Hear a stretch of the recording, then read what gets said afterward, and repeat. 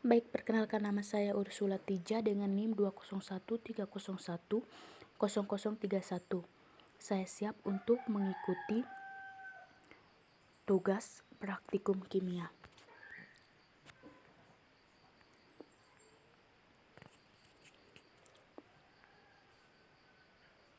Jadi, alat laboratorium yang pertama yaitu tabung reaksi. Kegunaan tabung reaksi atau yang juga dikenal dengan sebutan Reaktionstube atau test tube merupakan salah satu alat yang dapat mempermudah Anda saat melakukan eksperimen atau percobaan di laboratorium. Tabung reaksi dapat diisi media padat maupun cair. Cara kegunaan tabung ini yaitu tabung reaksi adalah peralatan gelas yang terbuat dari kaca atau plastik. Bentuknya kira-kira sebesar jari tangan manusia.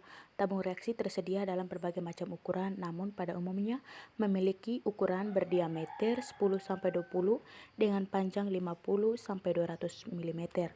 Cara kegunaannya itu biasanya diisi air ke dalam sebuah gelas beker yang diletakkan terbalik. Air yang terisi tersebut berguna untuk menangkap gas.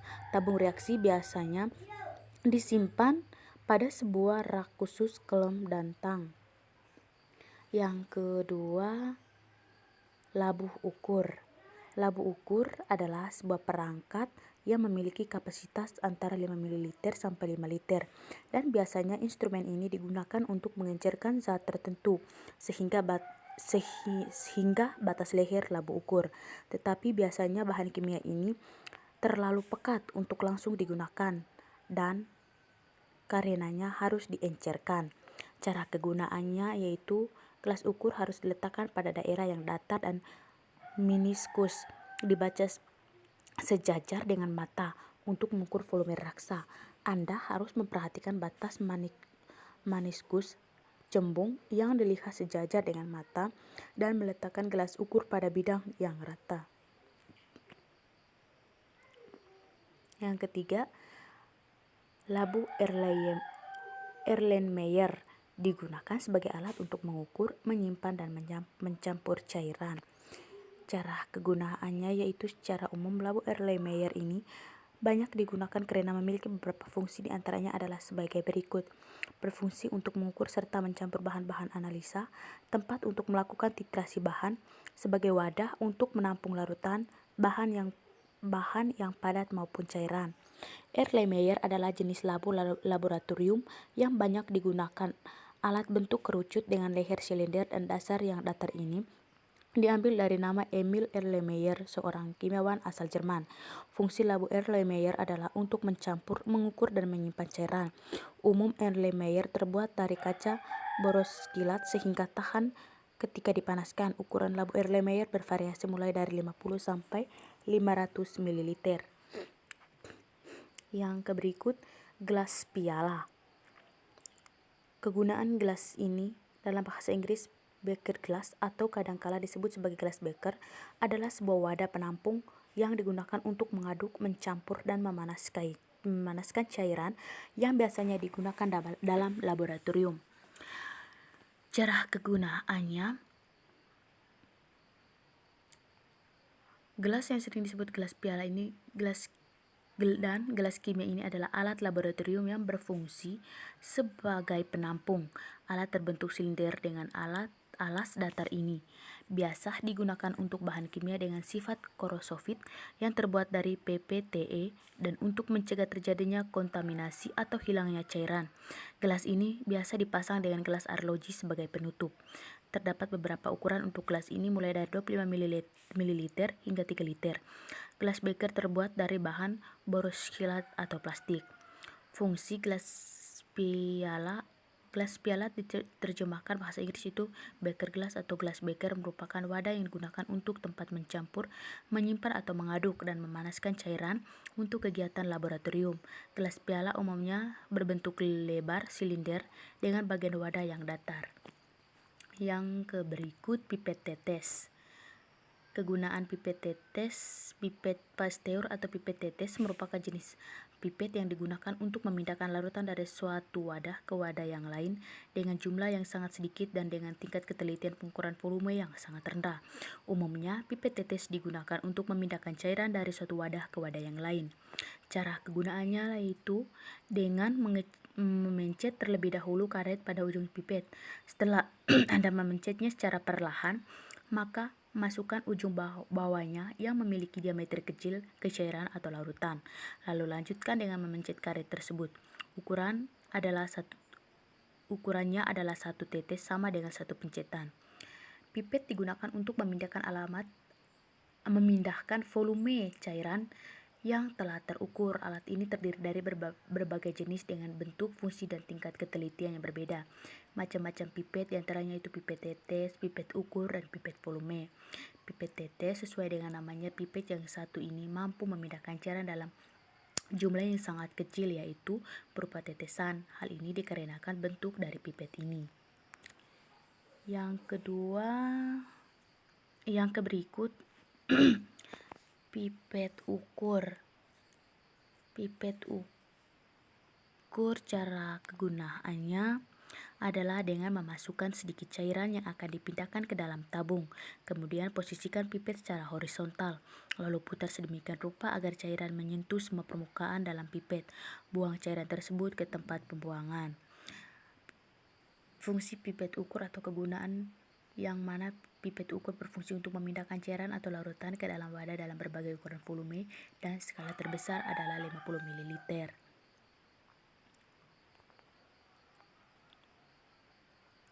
Yang berikut pipet gondok atau pipet volume. Kegunaannya yaitu berbeda dengan pipet tetes. Pipet volume memiliki ukur yang lebih besar sehingga mampu memindahkan cairan dari wadah ke wadah. Peralatan laboratorium ini merupakan alat ukur kuantitatif dengan tingkat ketelitian. Cara kegunaannya yaitu digunakan untuk memindahkan cairan dari satu wadah ke wadah yang lain, biasanya untuk memindahkan larutan baku primer atau sampel pada proses titrasi. Pemindahan cairan dapat dilakukan secara manual dengan disedot menggunakan mulut atau menggunakan filler. Yang berikut kaki 3. Kegunaan kaki 3 adalah salah satu instrumen peralatan laboratorium yang non-gelas yang digunakan sebagai penyangga alat dalam proses pemanasan. Cara kegunaan kaki 3. Cara kerja alat ini adalah dengan meletakkan alat pembakar di bawah kaki 3 seperti pembakaran bunsen dan meletakkan peralatan gelas di atasnya.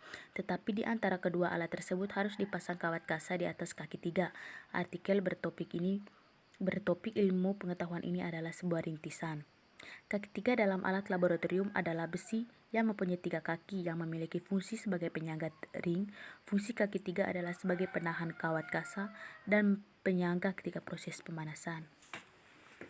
Yang berikut rak tabung reaksi adalah alat yang umumnya terbuat dari kayu yang mempunyai 12 lubang dengan 12 cekung di bawahnya untuk menyimpan tabung reaksi.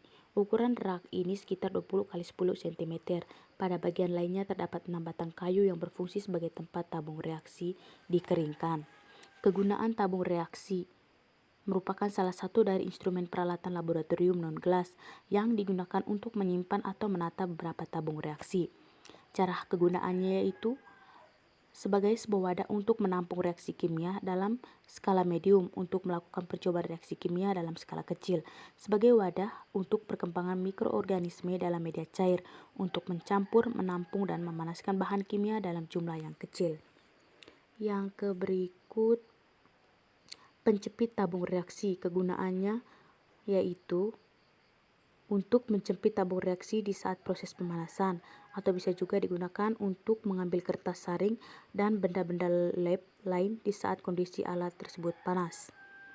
Cara kegunaannya yaitu penjepit tabung reaksi berfungsi untuk memindahkan tabung reaksi selama proses pemanasan.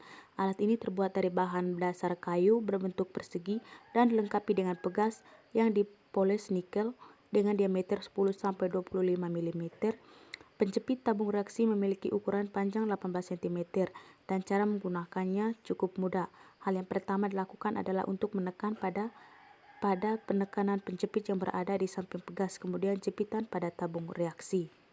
Penjepit tabung reaksi terbuat dari kayu yang digunakan untuk menjepit tabung reaksi di saat proses pemanasan, atau bisa juga digunakan untuk mengambil kertas saring dan benda-benda lab lain di saat kondisi alat tersebut panas. Yang berikut, plat tetes. Kegunaan plat tetes yaitu sebagai penguji keasaman suatu larutan atau mereaksikan larutan. Plat tetes terbuat dari bahan porsolen dan umumnya tersedia dalam jumlah 6,12 dan 16 lubang tetes. Cara kegunaan plat tetes yaitu sebagai penguji keasaman suatu larutan atau mereaksikan larutan. Fungsi plat tetes adalah sebagai penguji keasaman suatu larutan atau mereaksikan larutan. Plat tetes terbuat dari bahan porsolen yang umumnya tersedia dalam jumlah 6,12 dan 16 lubang tetes. Yang berikut, cara kegunaan mortar dan alu. Mengerus dan menghaluskan suatu zat, dan alat ini berfungsi untuk menghaluskan atau mengerus suatu benda atau zat. Mortar dan alu ini terbuat dari keramik. Kegunaan mortar dan pistel atau dalam bahasa Indonesia dinamai lesung dan alu. Dalam laboratorium biologi, mortar dan alu ini juga digunakan untuk menghancurkan atau menghaluskan bahan-bahan praktik seperti daun, biji-bijian, akar, protein, DNA, RNA, dan lain-lain. Yang berikut, kawat kasa. Kegunaan kawat kasa adalah untuk menahan beaker atau labu ketika proses pemanasan menggunakan pemanasan bunsen atau pemanasan spiritus. Kawat kasa juga ditopang alat kaki 3 pada bagian bawahnya untuk membuat proses pemanasan berjalan maksimal. Cara kegunaan kawat kasa adalah untuk menahan beker atau labu ketika proses pemanasan menggunakan pemanasan bunsen atau pemanasan spiritus. Kawat kasa juga ditopang alat kaki 3 pada bagian bawahnya untuk membuat proses pemanasan berjalan maksimal. Fungsi kawat kasa adalah untuk menahan beker atau labu ketika proses pemanasan menggunakan pemanasan bunsen atau pemanasan spiritus. Kawat kasa juga ditopang alat kaki 3 pada bagian bawahnya untuk membuat proses pemanasan berjalan maksimal. Yang berikut, fungsi kawat krom adalah untuk mengidentifikasi zat dengan cara uji nyala. Cara kerjanya dalam laboratorium. Fungsi umum dari kawat nikrom adalah dalam melakukan uji nyala api terhadap bahan kimia tertentu. Terkadang untuk mengidentifikasi suatu senyawa kimia dapat dilakukan dengan melihat warna nyala api yang dihasilkan dari senyawa tersebut.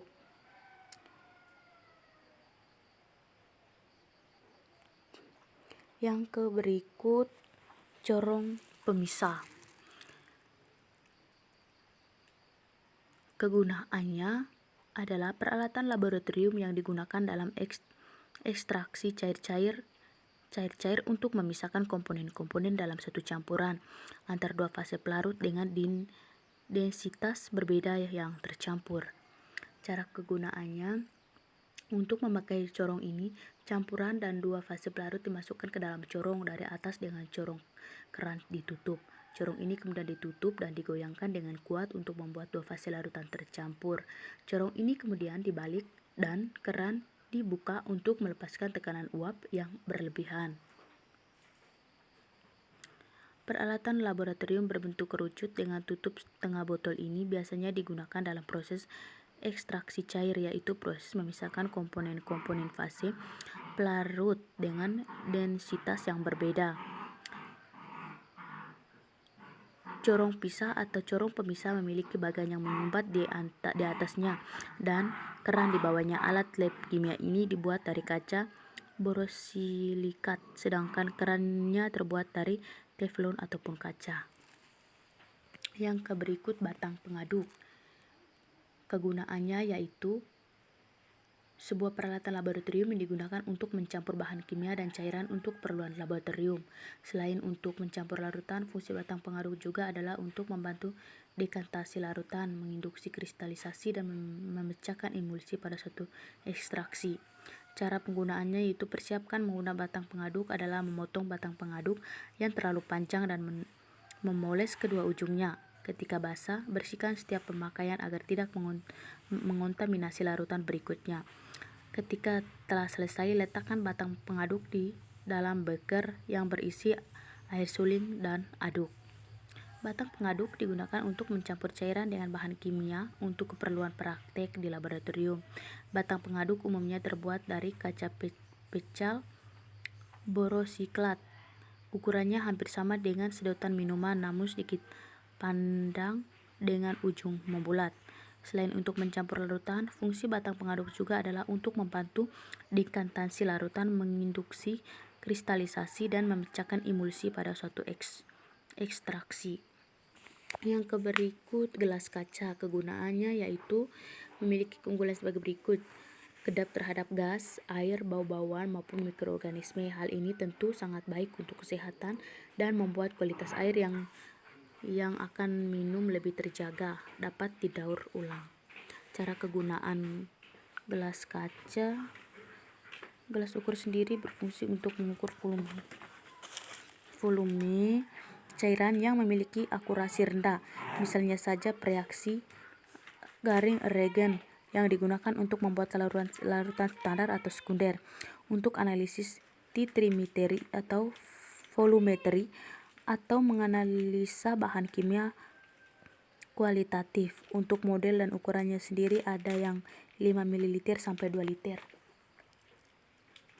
Gelas berbentuk bundar dengan beragam diameter ini memiliki beberapa fungsi, diantaranya penutup gelas kimia ketika tengah proses pemanasan sampel atau penguapan, sebagai tempat untuk mengeringkan padatan, dan desikator, sebagai tempat benda yang tengah berada dalam proses pengamatan, dan sebagai tempat untuk menyimpan bahan yang akan ditimbang. Yang berikut kondensor. Kegunaan kondensor adalah untuk mencegah percikan bunga api yang terjadi pada platina. Pada sistem pengapian, kondensor berfungsi untuk membantu proses penyerapan loncatan bunga api yang terjadi pada breaker point yang terletak di bagian platina.